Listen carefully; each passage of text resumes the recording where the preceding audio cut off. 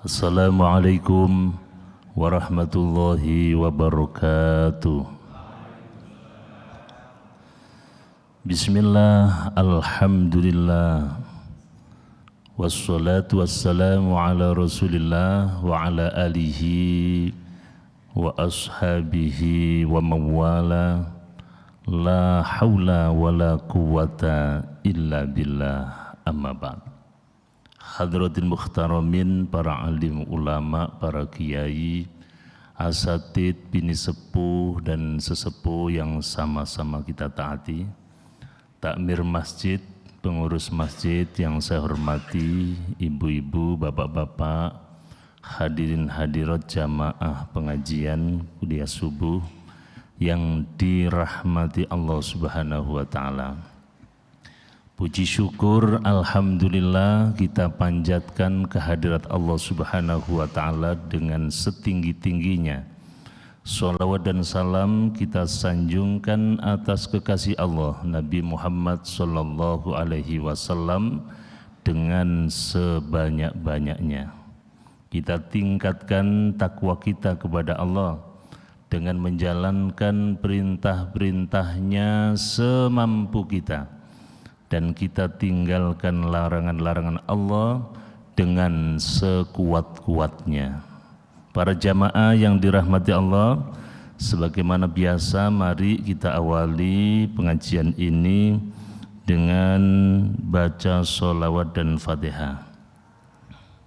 Sallu ala Nabi Muhammad. Sallallahu salamullah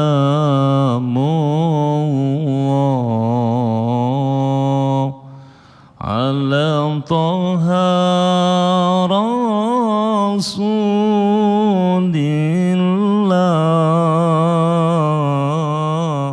Sallallahu salamullah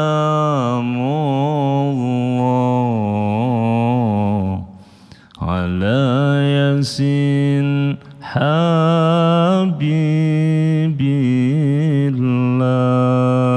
Sallallahu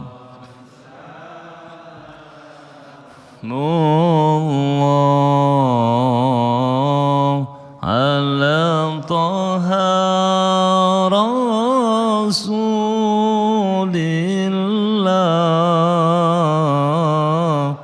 Sallallahu salamullah ala Yasin. Ya Allah, kula nyuwun paring ilmu ingkang manfaat. Ya Allah, kula nyuwun keselamatan dunia akhirat. Sallallahu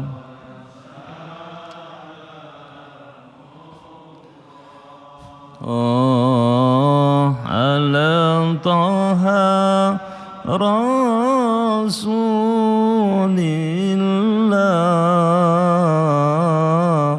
Sallallahu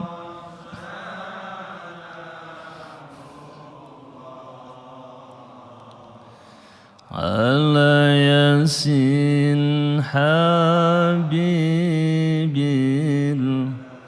Ya Allah, kula nyuwun ibadah kula istiqomah.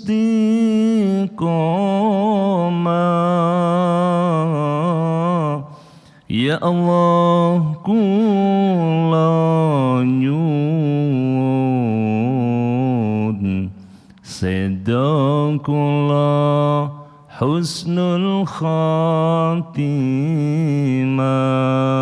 Sallallahu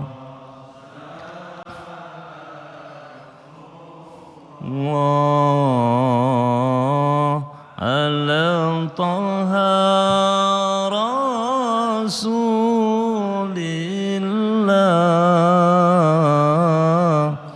salatullah salamullah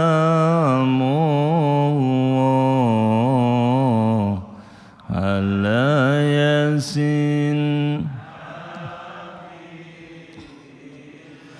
bisirril fatihah. A'udzubillahi minasyaitonir rajim.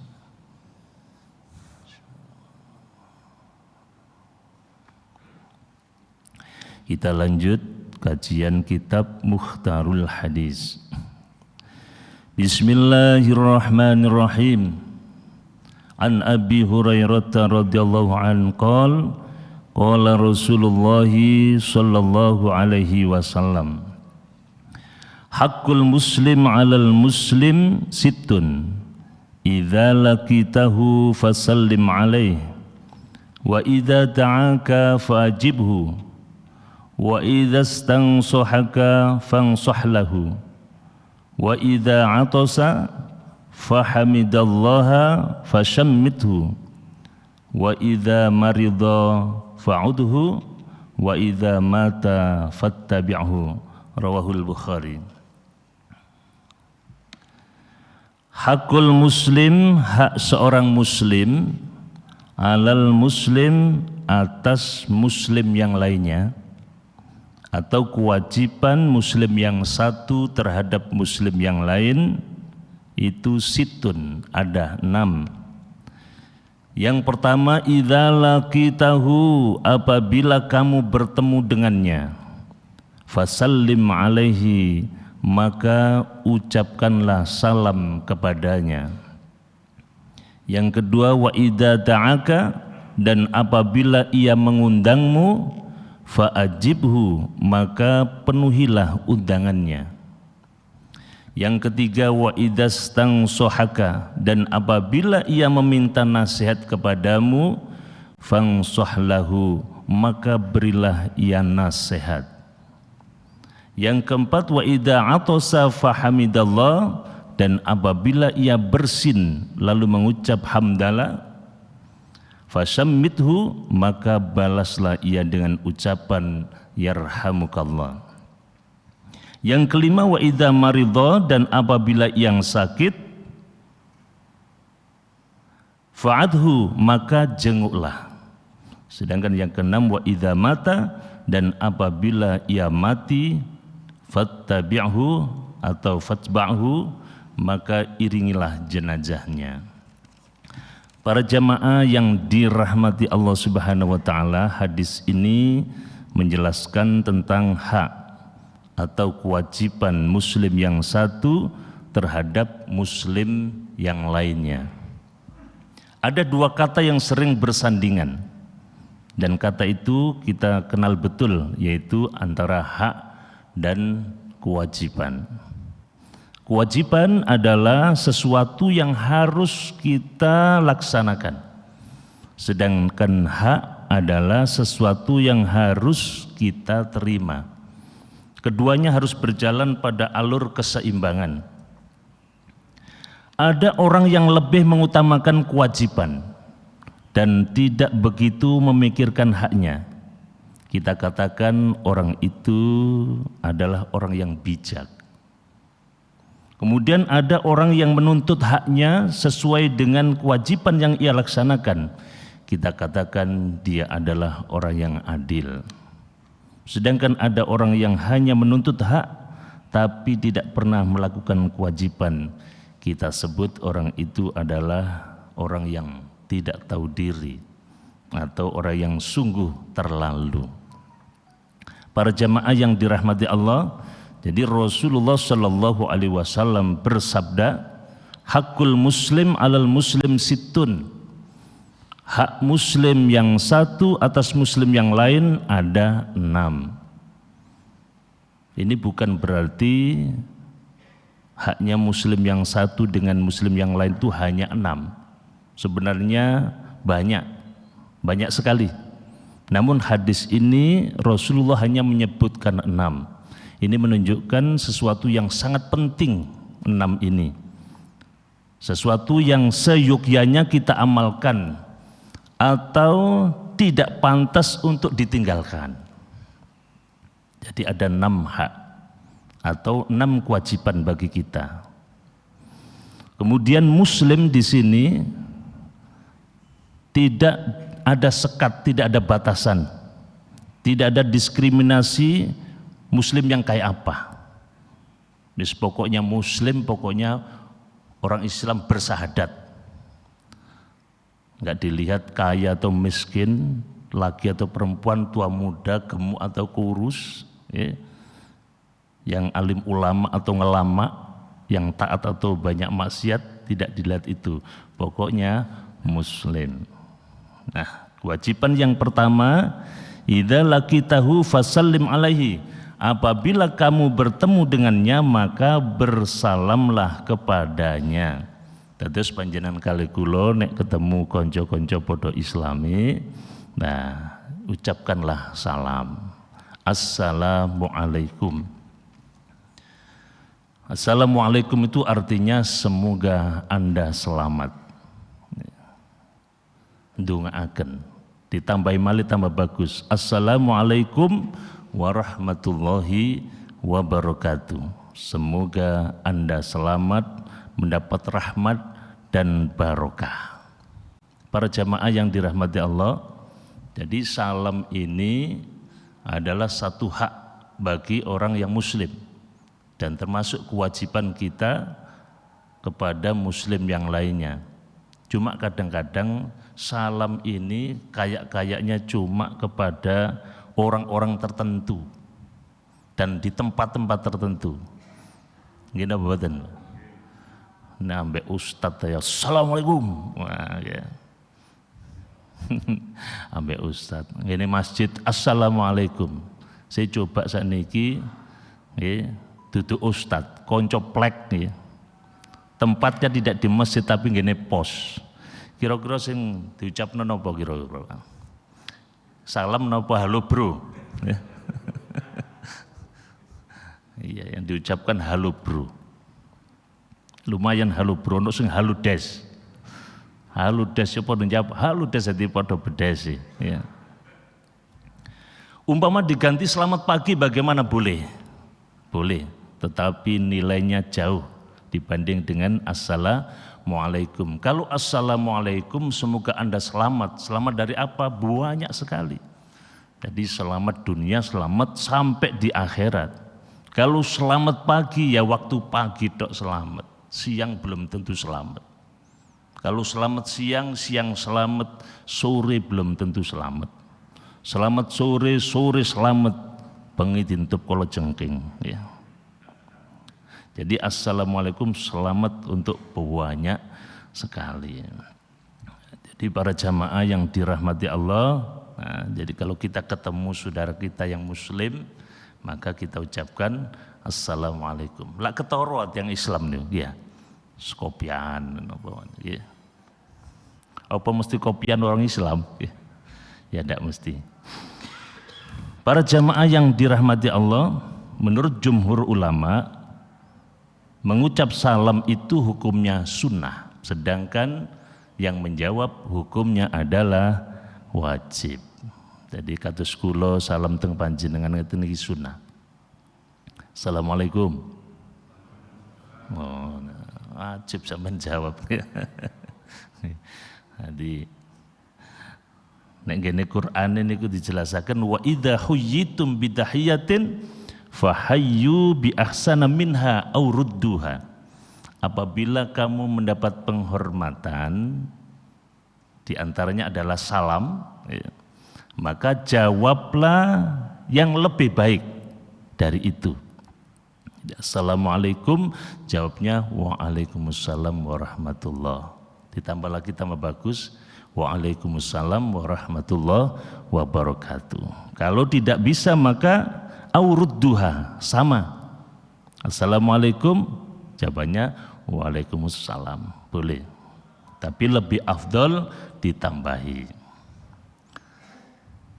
Termasuk buwuan itu penghormatan, Pak. Sampean duwe gawe terus sampean dibuwui, itu penghormatan. Maka kalau konsep Al-Qur'an, balaslah yang lebih baik. Nek dibuwui 1.000, nek konco duwe gawe sampean bales pira wae? 200 itu lebih bagus. Ngoten, dadi tambahi. Nek gak iso ya pancet, dibuwi 100 balik ya 100. Cuma ya kudu diperhitungno, Pak. 5 tahun kepengker buwi 1.000, balik pancet 100. Iku jenenge ngapleki. Pak, soalnya ngen kula niku jek wonten, Pak. 10 tahun buwi 3.000, Pak. 3.000 10 tahun kepengker, balik ya pancet 3.000. Iya, kalau delok potongan wong becungi, medit iki. Jadi kalau kita diberi penghormatan, balaslah yang lebih baik. Kalau tidak bisa ya sama. Para jamaah yang dirahmati Allah, nah, salam itu ada 3 macam. Ada salam yang wajib dijawab, ada salam yang tidak wajib dijawab, dan ada salam yang tidak perlu kita mendengar jawabannya. Ada salam itu yang wajib dijawab, salam kula teng panjenengan. Panjenengan salam teng kanca muslim. Nah, niku wajib dijawab. Ada salam yang tidak wajib dijawab, yaitu salamnya imam waktu ngimami sholat. Itu tidak wajib dijawab, ya. Ustaz Muin niku salam, assalamualaikum warahmatullah. Gak oleh jawab. Waalaikumsalam kabeh. Bauyar sembayang. Jadi tidak wajib dijawab itu salam ketika sholat. Ada yang ketiga, salam tidak perlu kita mendengarkan jawabannya, yaitu salam kita kepada ahli kubur. Jadi panjenengan kan diperintahkan Nabi, kalau kita lewat makam atau kalau kita ke makam, maka ucapkan salam. Assalamualaikum ya ahlal kubur. Mereka menjawab, cuma kita tidak perlu mendengarkan jawabannya. Nek sampai nek krungu jawabannya, ini Pak Yai dari Banyuwangi itu bercerita. Di tempatnya itu ada seseorang meninggal dunia jam 10 pagi. Begitu dikubur, kemudian pulang semua. Nah, jam 12 ada orang mencari rumput, mau ngarit. Lah, jam 12 itu orang ngarit itu mendengarkan ada azan dari dalam kubur itu. Loh, krungu azan malah keplayu. Ya. Loh, azan. Yang mati so adan ya, akhirnya melayu, lari mencari Pak RT. Pak RT, ini yang meninggal tadi pagi itu adan di dalam kubur itu. Nang Pak RW semuanya ya. Akhirnya ayo didelok bareng. Akhirnya datang semua. Di rumah pancen ono adan. Akhirnya disepakat dibongkar. Begitu dibongkar ternyata HP-nya Wak Mudin itu mlebu rono. Lualah. Jadi para jamaah yang dirahmati Allah, disampaikan nanti krungu jawaban salam dalam kubur mah terus keplayu jelas. Wotas besok merotoli. Sandal jepit sok pedot kabeh. Para jamaah yang dirahmati Allah Subhanahu wa taala, dan perlu diketahui salam itu adalah alat perekat kasih sayang. Jadi salah satu alat perekat kasih sayang adalah ifsa'us salam, sebarkan salam. Rasulullah Shallallahu alaihi wasallam bersabda, la tadkhulunal jannata hatta tu'minu. Kamu tidak akan masuk surga kecuali kamu punya iman. Wala tu'minu hatta tahabbu, dan kamu tidak dikatakan beriman kalau kamu tidak saling berkasih sayang. Awala adullukum ala syai'in idza fa'altumuhu tahabbtum.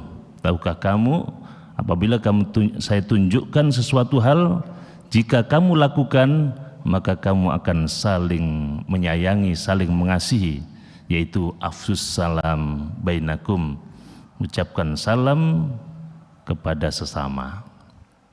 Di salam itu adalah merupakan alat perekat kasih sayang. Kalau panjenengan kepingin di keluarga itu berkasih sayang, maka afsus salam, sebarkan salam. Masuk rumah, assalamualaikum. Keluar rumah, assalamualaikum. Salaman dengan istri, salaman dengan anak, mengucapkan assalamualaikum. Syukur-syukur kalau mau produksi, salam dulu. Ya. Jadi kate kumpul bojo, salaman dhisik, mengucapkan salam. Assalamualaikum, salaman. Ya. Assalamualaikum, waalaikumsalam. Ditambah istighfar ping 1000, sholawat ping 1000, gak sido.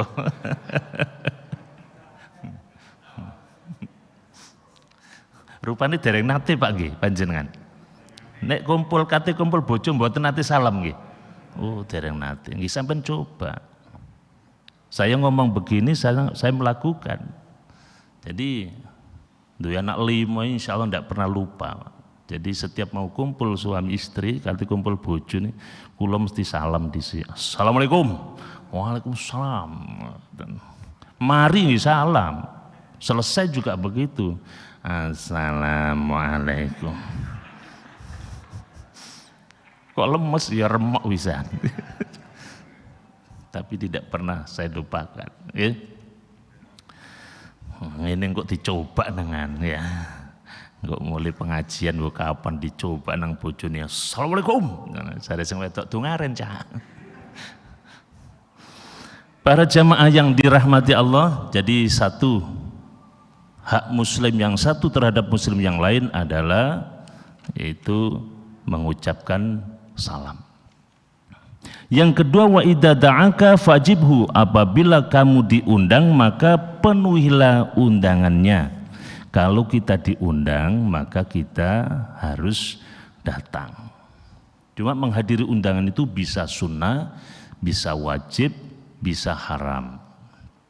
Kapan undangan itu sunnah? Yaitu apabila undangan itu yang undang orang Islam tapi yang sifatnya umum.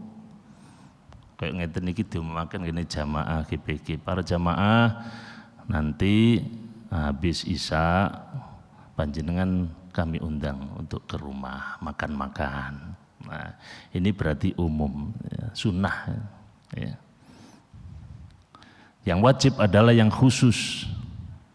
Satu, yang undang orang Islam lebih-lebih keluarga, kerabat, kemudian undangannya khusus. Ada undangannya atau lewat WA. Ya. Itu wis dijenengi dewe-dewe, Pak.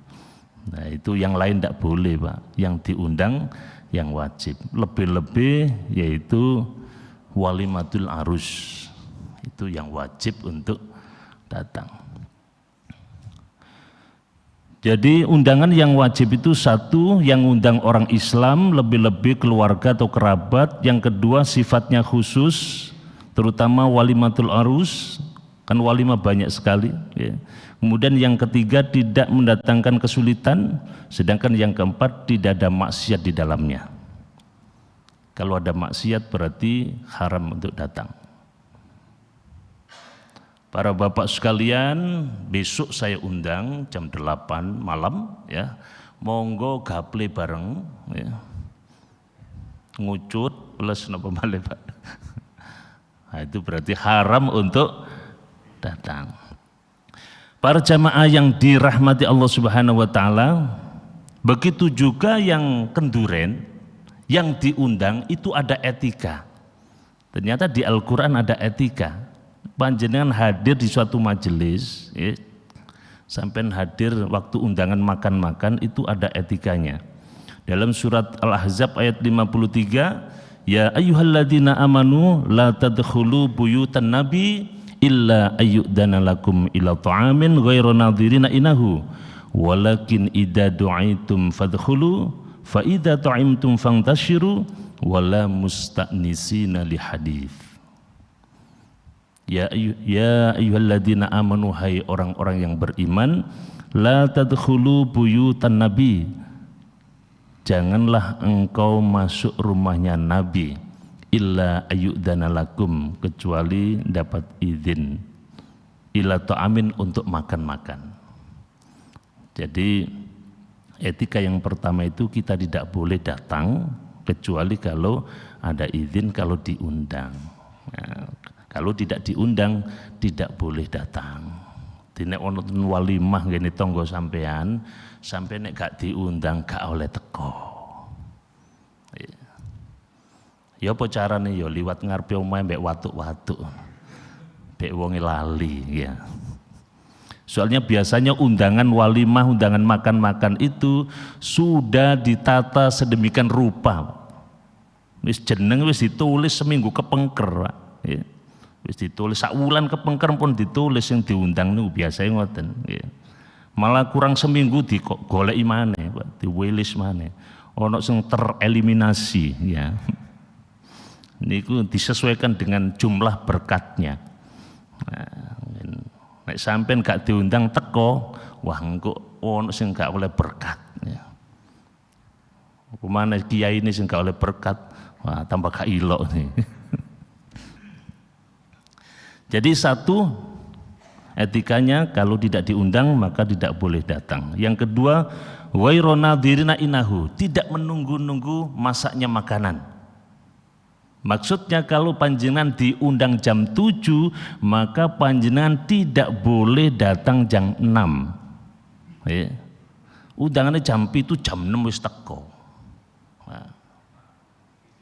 Kakasen nih ya. Wakas.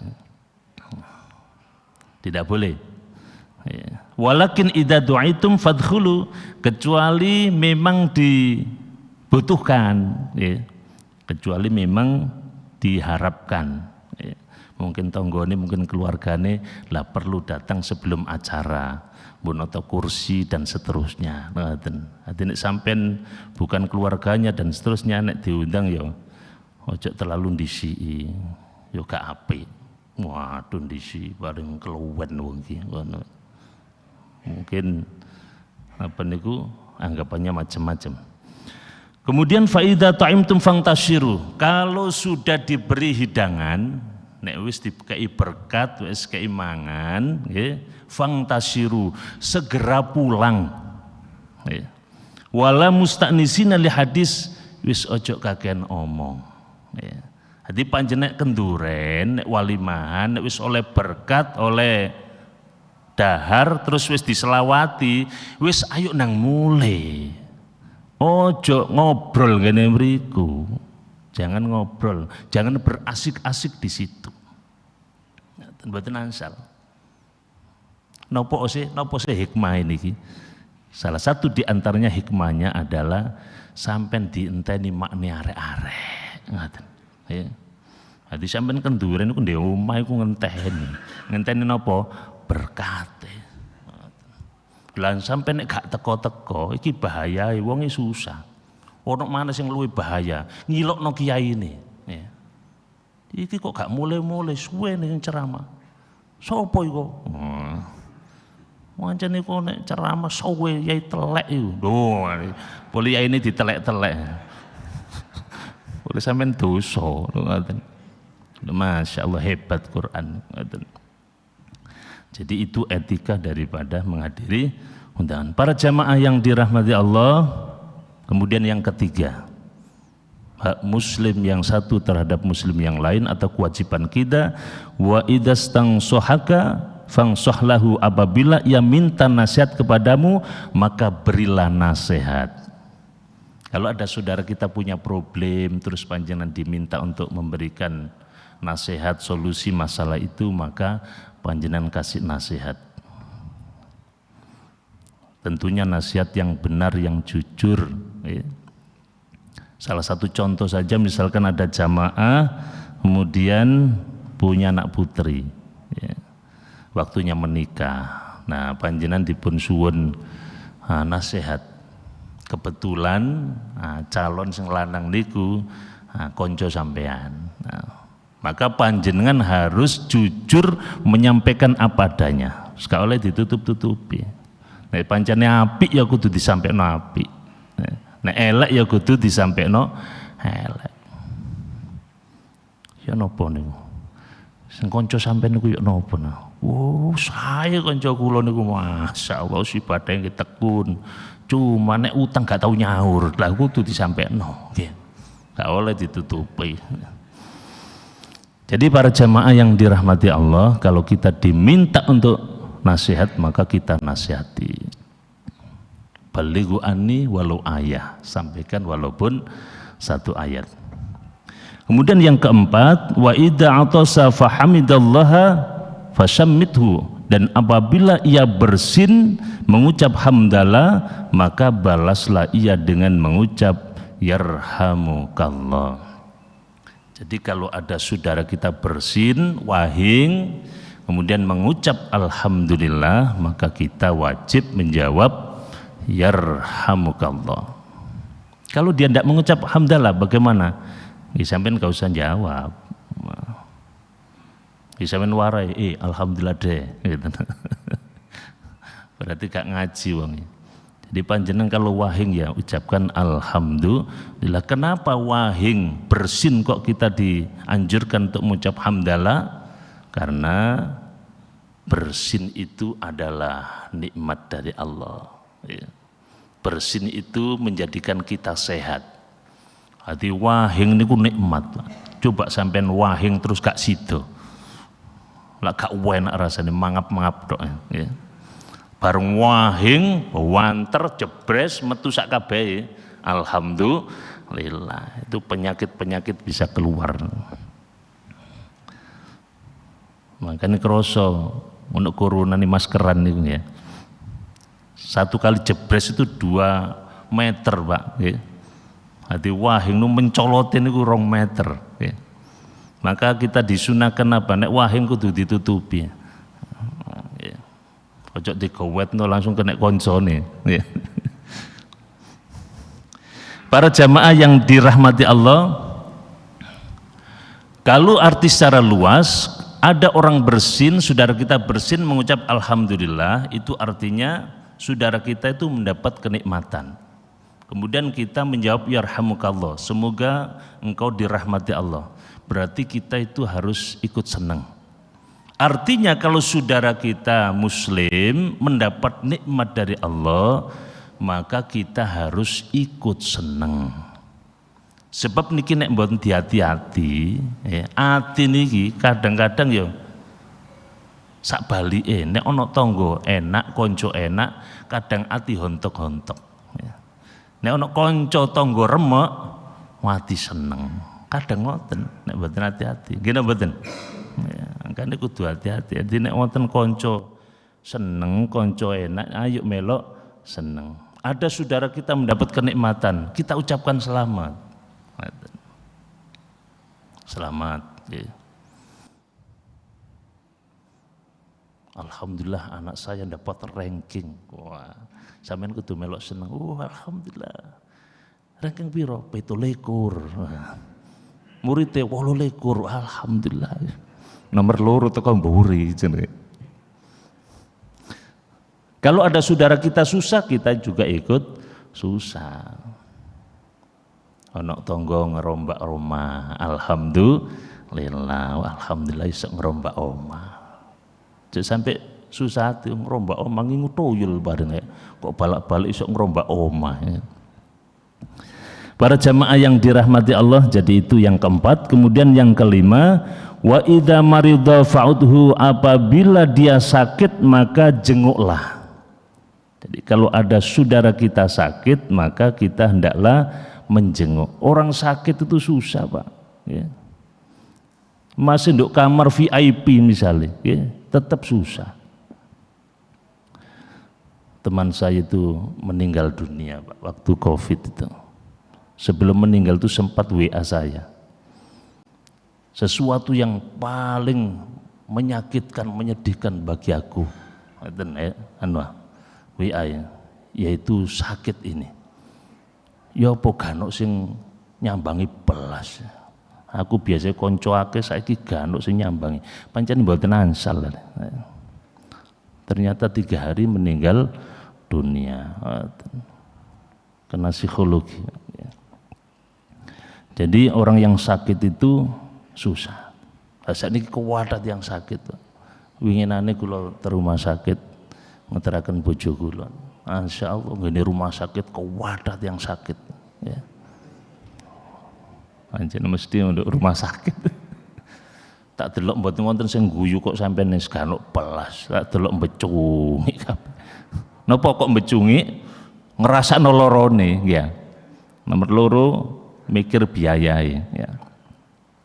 Jadi kalau ada saudara kita sakit monggo disambangi.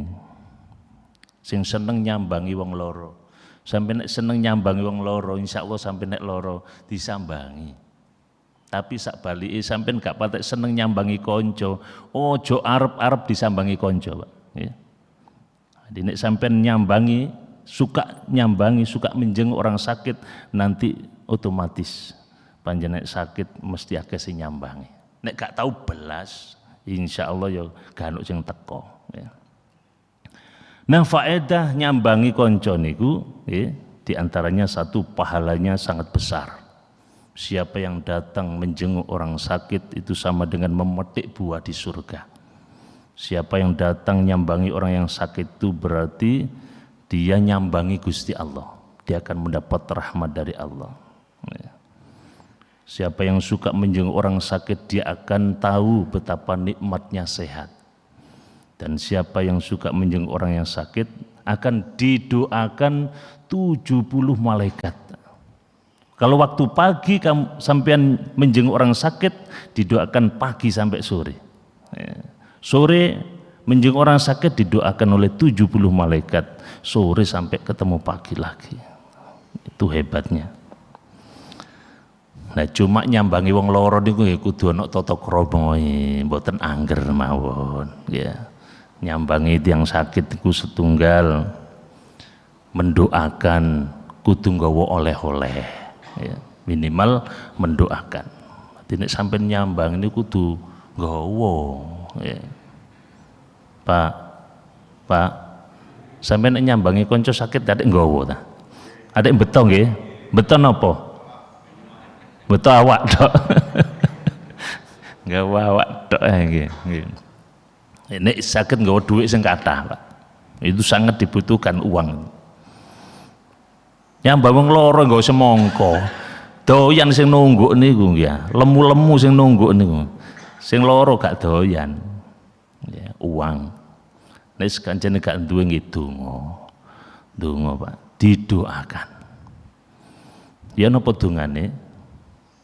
Allahumma rabban nas mudhibal bas isfi anta syafi la syifaan illa syifauk sifaan la yughadiru saqama. Nek saged sampean jempuk bathuke ambek sampean dongane.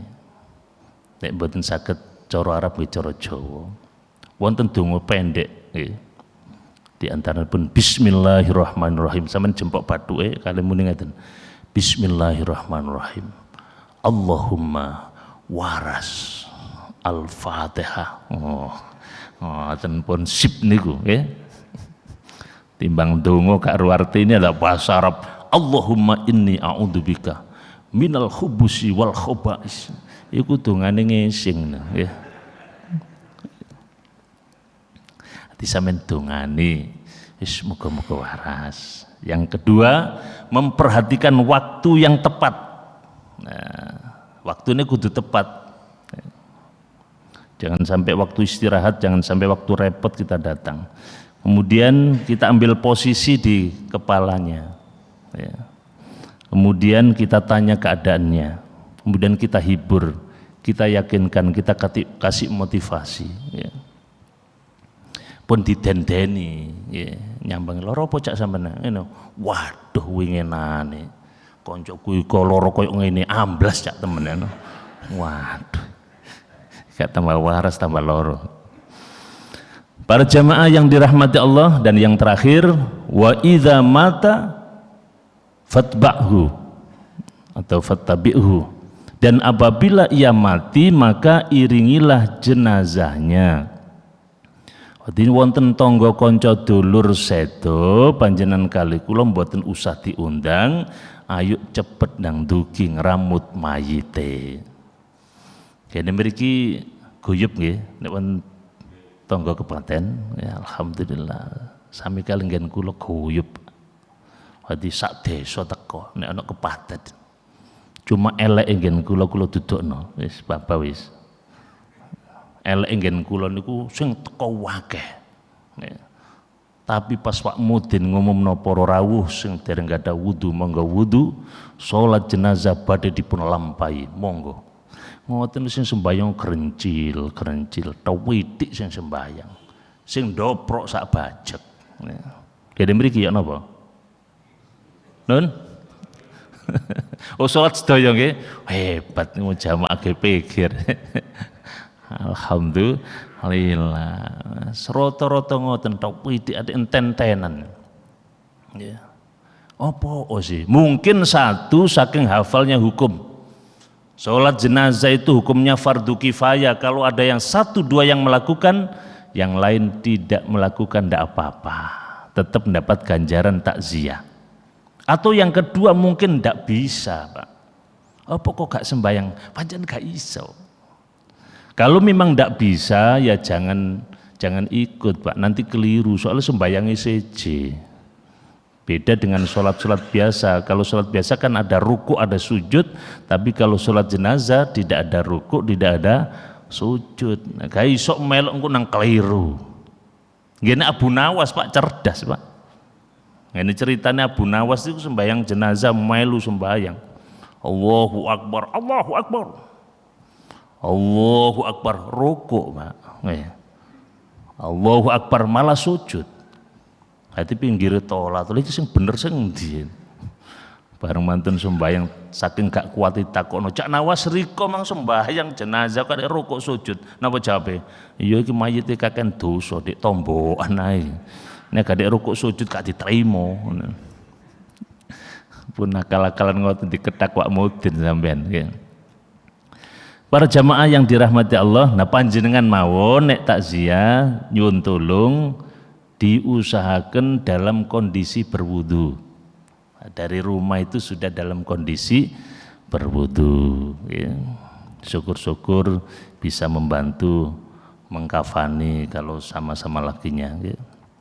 Kemudian mensolati, menguburkan. Jadi nek saged niku pun gak ada wudu. Soalnya rata-rata sementara niki ngen kula niku nek pas badhe salat jenazah niku leren ngenteni wudu. Hati sampuna, dereng. Sampuna, dereng kirang setunggal. Waduh suwe. Hati posisi dalam keadaan sudah berwudu. Para jamaah yang dirahmati Allah, hikmahnya kita itu takziah, hikmahnya diantaranya kita akan mendapat pahala besar dari Allah Subhanahu wa Ta'ala. Kalau kita sampai ikut sholat maka mendapat pahala 1 qirot, dan kalau kita sampai mengantar ke pemakaman maka pahalanya 2 qirot. Apa qirot itu? Ya gunung.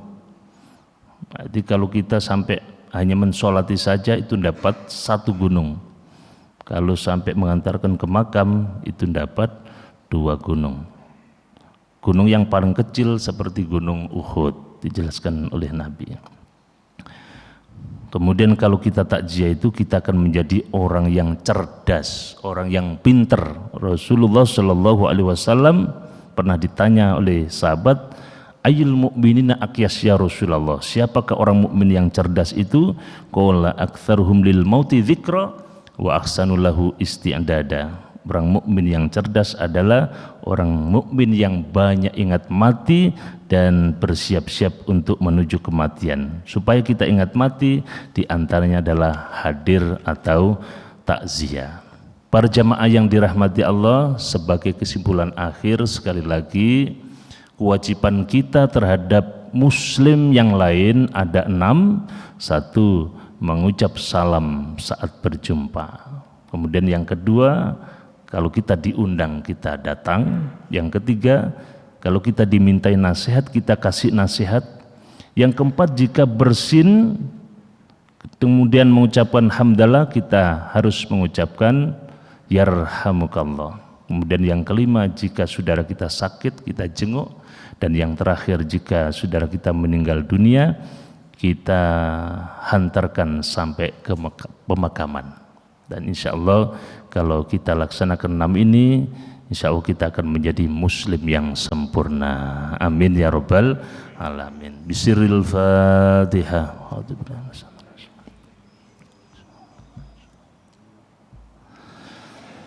Bismillahirrahmanirrahim. Allahumma salli wa sallim wa barik ala Sayyidina Muhammad walhamdulillahi rabbil alamin. Allahumma inna nas'alukal huda wa tuqa wal afafa wal ghina. Allahumma inna ala dzikrika wa syukrika wa husni ibadatik. Allahumma inna nas'aluka ilman nafi'a wa rizqan halalan thayyiba bi rahmatika ya arhamar rahimin. Rabbana atina fid dunya hasanah wa fil akhirati hasanah wa qina adzabannar. Wa sallallahu ala sayyidina Muhammad walhamdulillahi rabbil alamin. Terima kasih, kurang lebihnya mohon maaf. Wassalamualaikum warahmatullahi wabarakatuh.